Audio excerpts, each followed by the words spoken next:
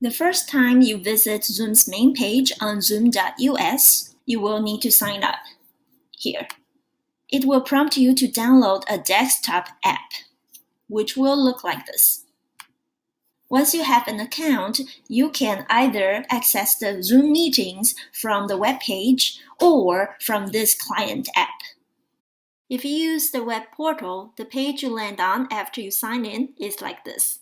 You can schedule, start, or join meetings from here, or again, more conveniently from the client desktop app. There are several more advanced settings that can only be changed from this page though. So I'll first introduce how to use the desktop client app because it's more convenient for the users to use, and only refer to this page for more advanced settings. The options on this page is very straightforward. You can start a new meeting, you can join an existing meeting, you can schedule an upcoming meeting, and you can do share screen from this page. However, I find that the screen sharing option is more easy to access when you are in a meeting, so I rarely use this one. So let's say I start a new meeting. Here, you can see me in the meeting room. There are two ways to schedule a meeting. You can do that from the desktop app of Zoom, from here. Click on it. Now you can schedule it. One thing you want to remember to check is whether your student's video is on. The default setting has the host video to be on so your students can see you, but the participant's video is set to off. If you want to see your student's face on the screen, you want to switch that to on. And then you schedule the meeting. Once the meeting is scheduled, you will see it here on the day it is scheduled. When it is time to start your meeting, you just click Start. If you want to do that from the web portal, you go to Meetings, and you schedule a new meeting. Once you have a meeting scheduled, you can invite your students as participants. In order to do that, you can go to your scheduled meeting and click on More here. And then you can copy invitation, and then you can paste it anywhere you'd like to share with your students. For instance, an email. It is worth noticing that this invitation is super long because there are so many ways to join a Zoom meeting. But usually the only thing you need is just an URL. So I usually just copy this line and just share this link with my students. So we know that every time we schedule a new meeting, Zoom would give us a link so that we can share it with our participants. However, it doesn't make so much sense to have a new link every single day when you have recurring meetings. Luckily, there are solutions to this problem. There are two ways to do it. One is when you schedule a new meeting, you click on Personal Meeting ID.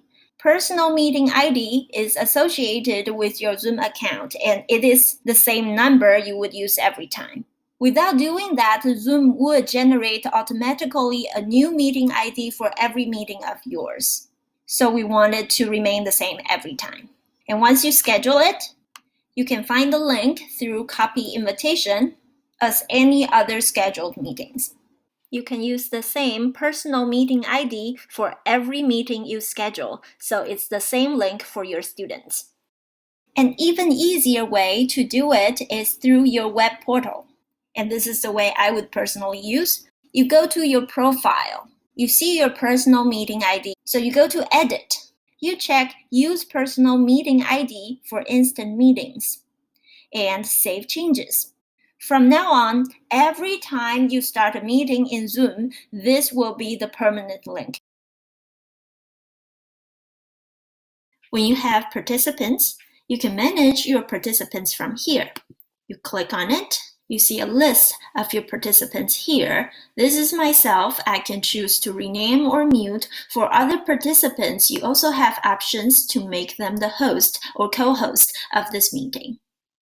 One option that is very useful is mute all. You don't want everyone to talk at the same time, and you don't want to receive all the noises in everybody's background. You can mute all.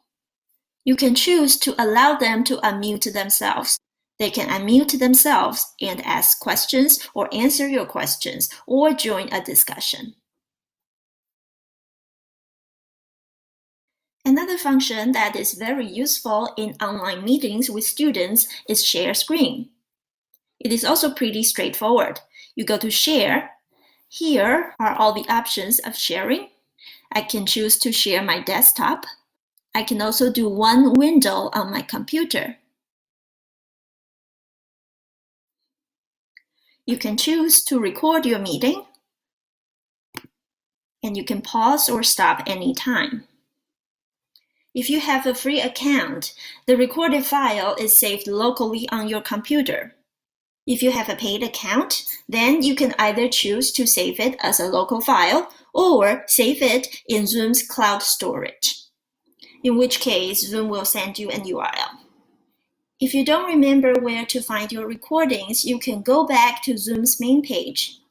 And here's an option for recordings. Click on Recordings. You can access your cloud recordings, or it tells you where the local recordings are. Or in your desktop client app, you can go to Meetings, and you can find the recorded meetings under Recorded.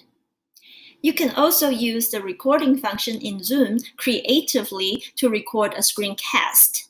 Although the main purpose of Zoom is to have virtual meetings, you can actually run a meeting by yourself. You share the screen, you record the meeting with your own voice with the screen. That way you can make an instructional video that you can use for flipped learning or as a supplementary material.